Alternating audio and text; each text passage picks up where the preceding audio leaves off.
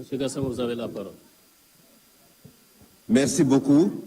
Monsieur le Président de la République, nous sommes aujourd'hui réunis dans cette salle en tant que citoyens d'un État libre.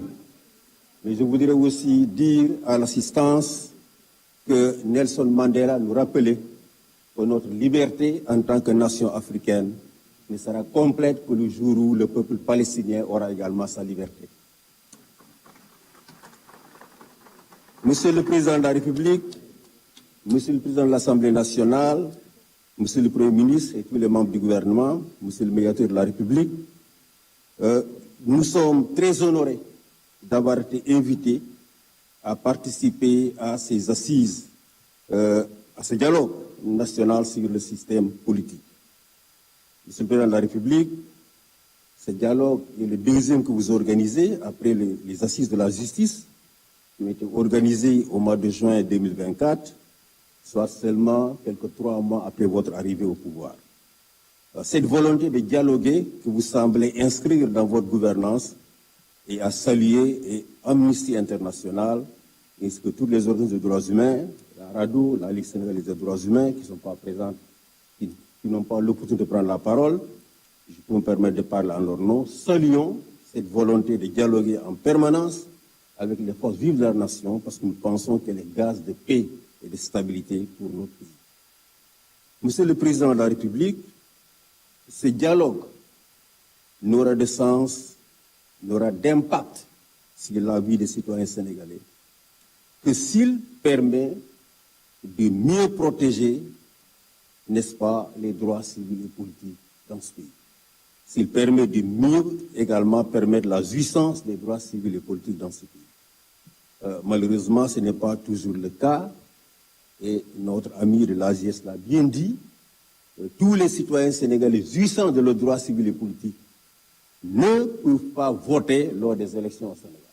Et quand je parle de ces citoyens, je parle de toutes les personnes privées de liberté, qui sont en détention, qui sont en position de garde, de détention préventive, détention provisoire, on dit maintenant, et celles qui, évidemment, sont jugées et qui n'ont pas été définitivement condamnées par les cours de tribunaux, sont aujourd'hui encore ignorées par les autorités en charge des élections. Bien qu'elles jugent de leurs droits civils et politiques, n'est-ce pas, les élections sont organisées en ignorant totalement leur droit, n'est-ce pas, de voter et de prendre part à la direction des affaires de ce pays. Donc, nous exhortons cette Assemblée, et nous savons que cela rencontre votre volonté, Monsieur le Président de la République, que désormais tout soit mis en œuvre pour permettre aux personnes privées de liberté qui jouissent encore de leurs droits civils et politiques puissent voter lors des élections aussi bien présidentielles que législatives ou locales. Nous pensons également, Monsieur le Président de la République, qu'aujourd'hui, la déchéance des droits civiques des citoyens doit être revue. Les droits civiques sont des droits fondamentaux d'un citoyen. Prendre part à la direction des affaires publiques de son pays est un droit fondamental garanti par la Constitution et par les traités internationaux.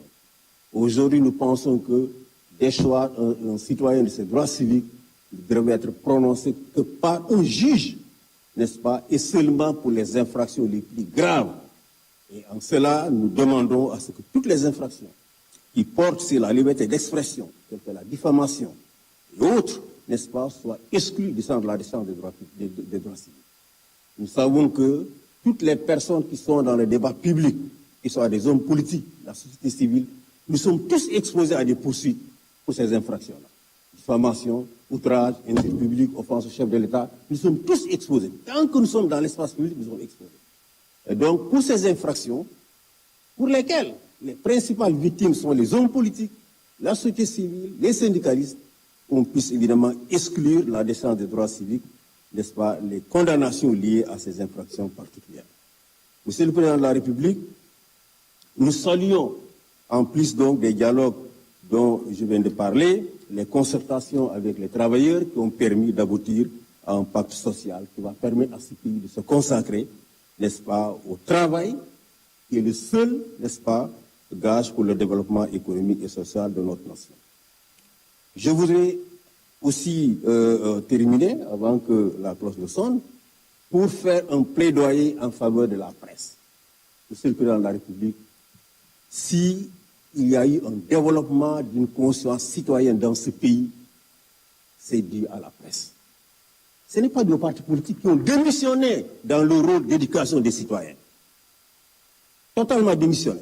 C'est la presse qui a permis à une conscience citoyenne de se former dans ce pays et qui a permis qu'on ait dans ce pays des élections libres, démocratiques et transparentes, où avant 23 heures, on sait qui a gagné les élections et qui a perdu. Donc cette presse doit être soutenue. Il y a beaucoup d'insuffisances aujourd'hui dans le secteur des médias. Il faut accompagner. Il faut accompagner. Il faut aider, il faut accompagner. Une presse vibrante, plurielle, est le reflet d'une bonne santé démocratique.